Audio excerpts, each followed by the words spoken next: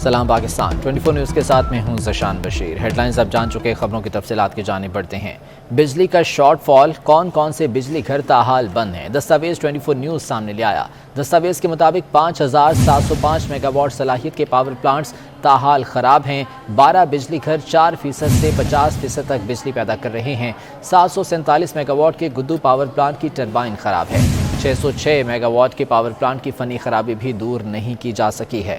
اسی بارے میں مزید جان لیتے ہیں، اویس کیانی ہمارے ساتھ موجود ہیں۔ اویس، اس بارے میں کیا حقائق سامنے آئے ہیں؟ لیکن 747 میگا واٹ کے جو گدو پاور پلانٹ کے ساتھ ساتھ 520 میگا واٹ کے گدو ٹی پی ایس جو ہے وہ ابھی تک جو ہے بحال نہیں ہو سکتا۔ 129 میں صلاحیت کے جو ایچ ایس سی سی بھی جو ہے وہ بند پڑا ہوا ہے۔ 606 میگا واٹ کے پاور پلانٹ کی فنی خرابی جو ہے وہ بھی دور نہیں ہو سکی۔ 1247 میگا واٹ کے کول پاور پلانٹ کے بوائلر ٹیوب جو ہے وہ لیکیج کے باعث بند ہے۔ 639 جو ٹی پی ایس جامشورو ہے وہ بھی فنی خرابی کے باعث بند ہے۔ 1208 میگا واٹ کا ہپکو پاور پلانٹ جو ہے وہ بھی بند ہے۔ 1085 میگا واٹ کا مظفر گڑھ بجلی گھر جو ہے وہ ایندھن کی کمی کے باعث بند ہے۔ ساہیوال 4 پاور پلانٹ ہے، اسی طرح کیپکو ہے۔ یہ تمام جو پاور پلانٹس ہیں ان کی خرابیاں ایک ماہ میں دور نہیں ہو سکیں۔ موجودہ حکومت نے ایک ماہ قبل ہی ان خرابیوں کی نشاندہی کی تھی۔ متعدد پاور پلانٹس کو عدم ادائیگی کے باعث ایندھن کی سپلائی بھی بند ہے۔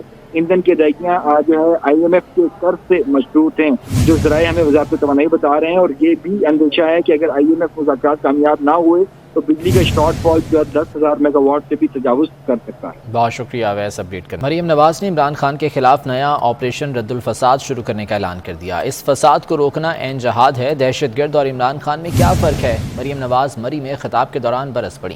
کہا عمران خان نے انٹرویو میں اپنے لوگوں کے مسلح ہونے کا اعتراف جرم کیا۔ محمود خان نے خیبر پختونخوا کے وسائل استعمال کر کے پاکستان پر حملے کا کہا۔ اداروں سے پوچھتی ہوں کیا ایسے دہشت گرد کو کھلی چھٹی ملے گی؟ عمران خان کو پتا ہے اکتوبر نومبر گزر گیا تو سازش ناکام ہو جائے گی۔ عدلیہ سے گزارش ہے کہ اس کی انتشاری سیاست کا حصہ مت بنے۔ وزیر اعظم شہباز شریف نے عمران خان اور وزیر اعلیٰ خیبر پختونخوا کے بیانات پر کمیٹی تشکیل دے دی ہے۔ رانا ثناء اللہ کی سربراہی میں قائم 5 رکنی کمیٹی بیانات کا جائزہ لے گی۔ وزیر داخلہ رانا ثناء اللہ کا کہنا تھا کہ کارکنوں کے مسلح ہونے کے اعتراف کے بعد کسی ثبوت کی ضرورت نہیں۔ عمران خان 200% گولی چلانے کے ارادے سے آئے تھے اور سبابی سے ہی مسلح افراد لے کر نکلے تھے۔ پی ٹی آئی والوں پر مقدمہ اور سرغنہ گرفتار ہونا چاہیے۔ قمر زمان کارے نے کہا کہ عمران خان نے عدالتی فیصلے کی توہین کی۔ ہم ایک کے متعلق عمران خان صاحب کے اس بیان کے بعد کہ ہمارے ساتھ لوگ مسلح تھے، اب اس کے بعد کوئی ہماری کسی رپورٹ کی، ہماری کسی ایویڈنس کی کوئی جو ہے وہ ضرورت رہ نہیں جاتی۔ میں بھی اس بات کو تسلیم کرتا ہوں، عمران خان صاحب 100% نہیں 200% جو ہے وہ آپ گولی چلانے کے ارادے سے ہی ہے۔ ہم نے وہ تمام بلڈنگز اور تمام جگہیں اور وہ ہوٹل جو ہے وہ مارک کر لیے ہیں۔ ہم ایک کے متعلق جو ہے وہ اپنی رپورٹ میں درج کر رہے ہیں کہ کہاں کہاں سے یہ لوگ آئے تھے اور کہاں کہاں پہ جو ہے وہ یہ ٹھہرے تھے۔ ایون پارلیمنٹ لاجز میں بھی جو ہے وہ لوگ ٹھہرائے گئے، کے پی کے ہاؤس میں جو ہے وہ لوگ ٹھہرائے گئے۔ پولیس فورس کے مسلح جوانوں کو غیر آئینی غیر قانونی حکم کے تحت اس کرمنل گینگ لشکر میں شامل کیا گیا۔ ان کا مقصد تو جو ہے وہ اسلام آباد میں داخل ہو کے افراتفری اور انارکی جو ہے وہ پھیلانا تھا۔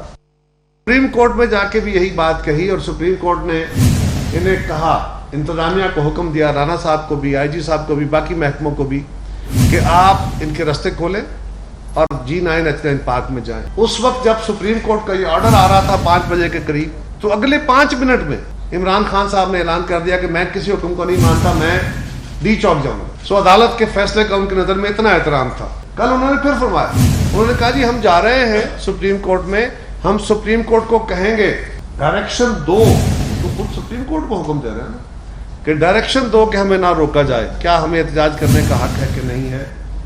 اور سپریم کورٹ جو بھی فیصلہ دے ہم نے بہرحال اپنی تیاری کے ساتھ جانا۔ کیا کرنے جا رہے ہو سپریم کورٹ کے پاس، اور کیا کر رہی ہے سپریم کورٹ؟ اگر وہ بندہ یہ کہہ رہا ہے کہ سپریم کورٹ جو بھی فیصلہ دے ہم نے وہ کرنا جو ہم نے ٹھان لیا ہے، تو پھر عدالت کو بھی دیکھنا ہوگا۔ انتظامیہ کو عدالت کا کندھا استعمال کرتے ہوئے بے بس کرنے کی کوششیں روکنی ہوں گی۔ 24 نیوز کے ساتھ میں ہوں زشان بشیر۔ ہیڈ لائنز اب جان چکے، خبروں کی تفصیلات کی جانب بڑھتے ہیں۔ بجلی کا شارٹ فال، کون کون سے بجلی گھر تاحال بند ہیں؟ دستاویز 24 نیوز سامنے لے آیا۔ دستاویز کے مطابق 5705 میگا واٹ صلاحیت کے پاور پلانٹس تاحال خراب ہیں۔ 606 میگا واٹ کے پاور پلانٹ کی فنی خرابی بھی دور نہیں کی جا سکی ہے۔ عدلیہ سے گزارش ہے کہ اس کی انتشاری سیاست کا حصہ مت بنے۔ پیپلز پارٹی پارلیمنٹیرینز کے صدر آصف علی زرداری سے بلوچستان کے پارٹی رہنماؤں نے ملاقات کی۔ اسلام آباد میں ہونے والی ملاقات میں سیاسی صورتحال پر تبادلہ خیال ہوا۔ آصف علی زرداری نے پیپلز پارٹی بلوچستان کی بلدیاتی انتخابات میں متاثر کن کارکردگی کو سراہا۔ ملاقات کے موقع پر وزیر اعلیٰ سندھ مراد علی شاہ، روزی خان کاکڑ، سردار علی مدد جتک اور دیگر بھی موجود تھے۔ صدر زرداری سے سردار ثناء اللہ ظاہری، سردار نور بنگلزئی، سردار رب نواز کرد، نواب زادہ شاہ زین خان شاہوانی اور دیگر نے بھی ملاقات کی۔ صدر زرداری سے سردار اورنگزیب رخشانی، میر شبیر بنگلزئی، میر قادر بخش بنگلزئی، آغا اورنگزیب پٹھان اور دیگر بھی ملے۔ MQM پاکستان نے NA-240 کراچی کے ضمنی انتخاب میں پہلے ہی فتح کا دعویٰ کر دیا۔ خالد مقبول صدیقی کہتے ہیں الیکشن جیت گئے ہیں، پولنگ ڈے پر فتح کا اعلان ہوگا۔ ان کا کہنا تھا کہ گورنر سندھ کے معاملے میں انہیں جلدی نہیں ہے۔ یہ رپورٹ دیکھیے۔ اورنگی کے حلقہ NA-240 کے ضمنی انتخابات کے سلسلے میں MQM کے الیکشن آفس کا افتتاح کنوینر MQM پاکستان خالد مقبول صدیقی نے کیا۔ میڈیا سے گفتگو میں خالد مقبول صدیقی بولے، لانڈی کورنگی NA-240 کی سیٹ ڈپٹی اقبال بھائی کے وصال کے بعد خالی ہوئی۔ اچھے اور برے وقت میں، ہر حال میں اور ہر حالت میں، ایک ایسے لمحوں پر جب گلی گلی باڑ اور محلہ محلہ حصار تھا، جب کارکنان اپنے گھروں پہ نہیں رہ سکتے تھے، جب ان علاقوں کو نو گو ایریا بنا دیا گیا تھا، اس کے باوجود ہر دور میں، ہر انتخابات میں یہاں کے لوگوں نے حق پرستوں کو کامیاب کرایا ہے۔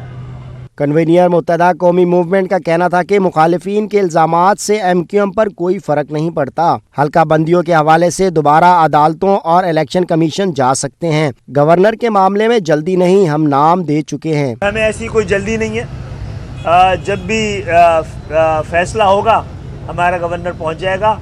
ہم نے تو اس چیز کو کلیم بھی نہیں کیا ہوا ہے۔ ہاں، رہنما MQM پاکستان کا کہنا تھا کہ لانڈی کورنگی محنت کشوں کا علاقہ ہے۔ جمعرات کے روز کے بجائے انتخابات اتوار کے روز کے لیے الیکشن کمیشن سے درخواست کی ہے۔ 240 کی سیٹ حق پرستوں کی ہے۔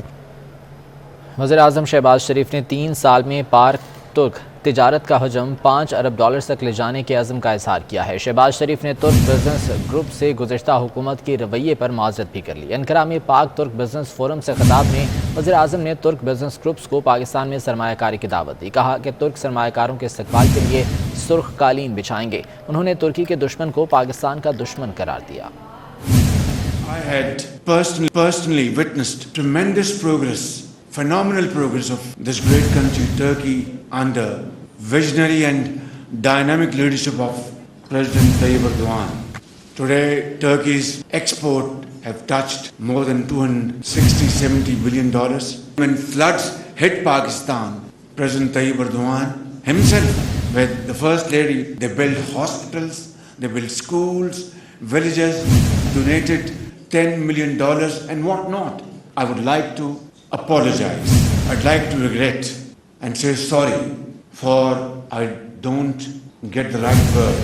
Bad treatment or maltreatment, whatever, done to some of our Turkish businessmen. I'm very sorry. Turkey and Pakistan are two countries, but one heart and one soul. Come to Pakistan, we will genuinely roll out a red carpet for you. We'll offer you Turkish coffee and we'll say Tashakkar Dirham. The enemies of Turks are enemies of Pakistan. Visa should not be an issue for our Turk brothers and sisters. And whenever you want to come there, you come there and get stamped at the airport and you're there. In the next 3 years, if we can take our bilateral trade to $5 billion, I'll be a very satisfied Pakistani and I'll be the happiest person if we can achieve this target. حکومت نے LPG کی قیمت میں 13 روپے فی کلو کمی کر دی ہے۔ گھریلو سلنڈر کی قیمت میں 155 روپے کمی ہو گئی ہے، جس کے بعد اس کی قیمت 2551 روپے ہو گئی ہے۔ کمرشل سلنڈر کی قیمت 9931 روپے کر دی گئی ہے۔ LPG کی قیمتوں میں کمی ہوئی ہے، فی کلو 13 روپے کمی کی گئی ہے، جس کے بعد گھریلو سلنڈر کی قیمت میں 155 روپے کی کمی ہو گئی ہے۔ FBR کے رواں مالی سال جولائی 2021 تا مئی 2022 تک کے دوران حاصل شدہ محاصل میں 28.4% کا اضافہ ہوا۔ FBR اعلامیہ کے مطابق رواں مالی سال کے دوران FBR نے 5,349 ارب روپے کے محصولات اکٹھے کیے ہیں۔ وقاص عظیم ہمارے ساتھ موجود ہیں، ان سے مزید جان لیتے ہیں۔ وقاص، کیا اعداد و شمار سامنے آئے ہیں اس سلسلے میں؟ جی، FBR کی جانب سے جو اعلامیہ جاری کیا گیا ہے اس میں یہ بتایا گیا ہے کہ رواں مالی سال کے پہلے 10 ماہ کے دوران جو FBR کی وصولیاں ہیں اس میں 28% سے زیادہ کا اضافہ ریکارڈ کیا گیا ہے، اور اس عرصے کے دوران 4,164 ارب روپے کے ٹیکس وصول کیے گئے ہیں۔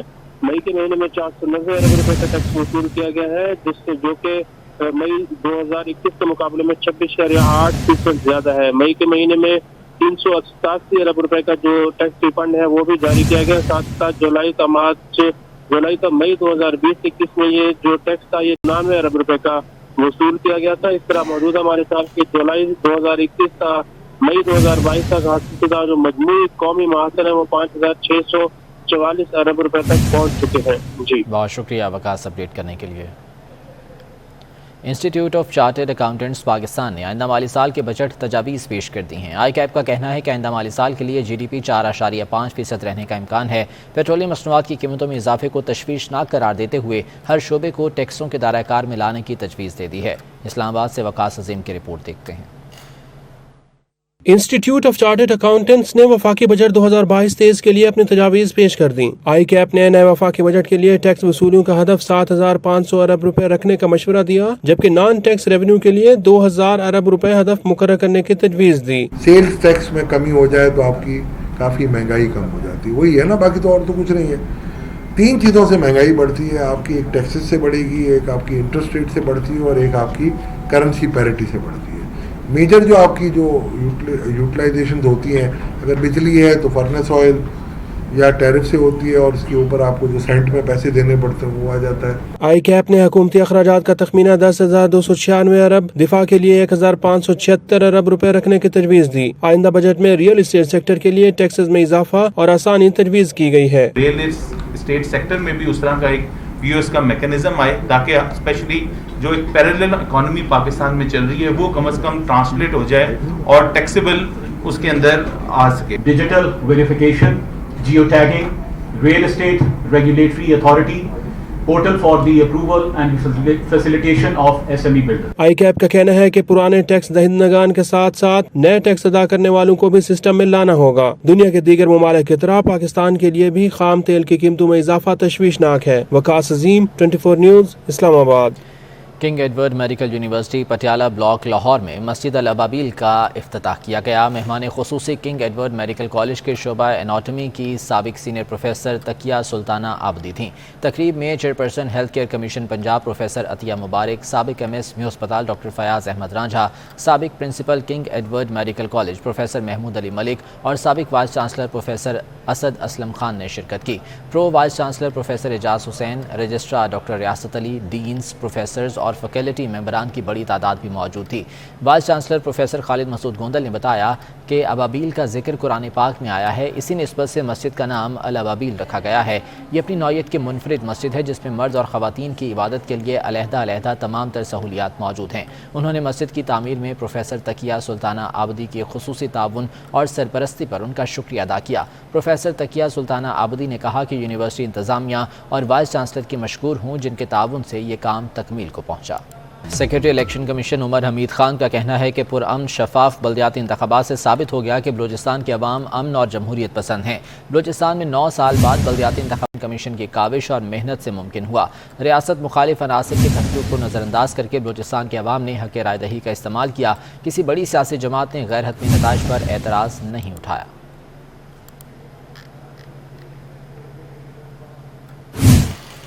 آزاد کشمیر کے بجٹ میں کٹوتی کا معاملہ، آزاد کشمیر کی اپوزیشن حکومت کے ساتھ کھڑی ہو گئی۔ نون لیگ اور پیپلز پارٹی نے وفاقی حکومت کے اقدام کی مخالفت کر دی۔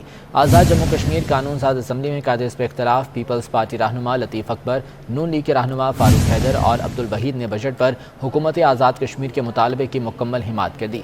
راجہ محمد فاروق حیدر خان نے کہا کہ آزاد کشمیر کے مسائل کے حل کے لیے سب اکٹھے ہیں، کٹ کے حوالے سے حکومت پاکستان سے بات کریں گے، پیسے نہیں ہوں گے تو ملازمین کو تنخواہیں اور پینشن کہاں سے دیں گے۔ चौधरी लतीफ़ अकबर ने कहा कि बजट पर कट लगा तो पार्लियामेंट हाउस इस्लामाबाद के बाहर एहतजाज करेंगे। सीनियर पार्लियामेंटेरियन मियां अब्दुल वहीद ने कहा कि आज़ाद कश्मीर की अपोजिशन हर जायज़ मामले में हुकूमत और कायदे ऐवान के साथ खड़ी है।